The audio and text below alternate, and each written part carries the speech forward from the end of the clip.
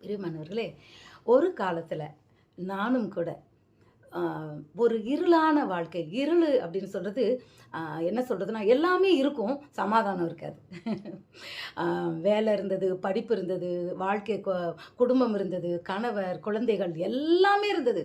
ஆனால் சமாதானம் இல்லாமல் இருந்தது. ஏதோ ஒரு மாயையான உலகத்தினுடைய வாழ்க்கை. வேலை, வேலை, வேலைன்னு ஓடிக்கிட்டு தேவனை தேடாத ஒரு வாழ்க்கை, வேதம் வாசிக்காத ஒரு இருளான ஒரு வாழ்க்கை இருந்தது. அந்த வாழ்க்கை எனக்கு முடிந்தபோது, அந்த வாழ்க்கையிலிருந்து நான் விலகி வந்தபோது உண்மையிலேயே எனக்கு சமாதானம் வந்தது. என் வாழ்க்கையில் ஒரு வெளிச்சம் வந்தது. நான் கவலைப்படுற நேரம்லாம் தேவனுடைய வார்த்தைகள் வந்து உண்மையில் எனக்கு ஒரு பெரிய நம்பிக்கையை, ஆறுதலை, ஒரு விசுவாசத்தை எனக்கு கொடுத்தது. என்ன நடந்தாலும் தேவன் நம்மோடு இருக்கிறான்ற ஒரு நம்பிக்கை, விசுவாசம் என்னோடு வந்தது. இதற்கு என் வாழ்க்கையில் அந்த இருள் நீங்கி வந்ததுக்கு காரணம் என்னன்னா வேதம் தான் பிரியமானவர்களே.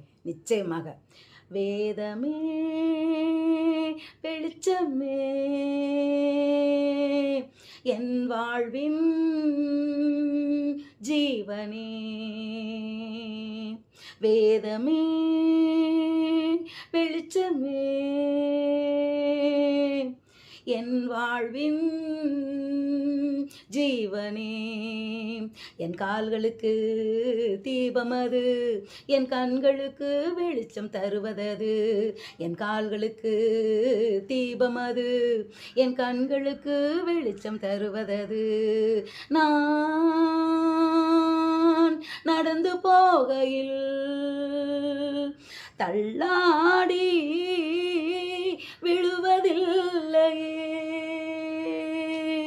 நான் கவலைப்படுகையில் சோர்ந்து போவதில்லையே.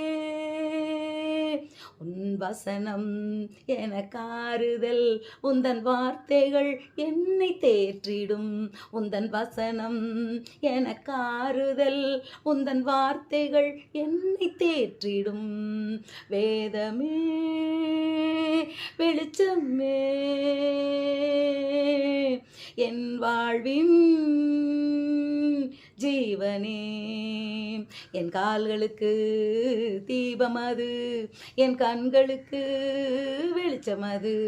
பிரியமானவர்களே, இன்றைக்கும் வேதனையோடு, துன்பத்தோடு, எனக்கு போகிற பாதை தெரியவில்லையே என்று வேதனைப்பட்டு கொண்டிருக்கிற நீங்கள் பரிசுத்த வேதாகமத்தை நீங்கள் கரங்களில் எடுங்கள், அதை நீங்கள் வாசியுங்கள். அந்த வார்த்தை உங்களுக்கு வாழ்க்கையில் வெளிச்சமாய் மாறும். உங்கள் கவலைக்கு அது மருந்தாக மாறும். God bless you.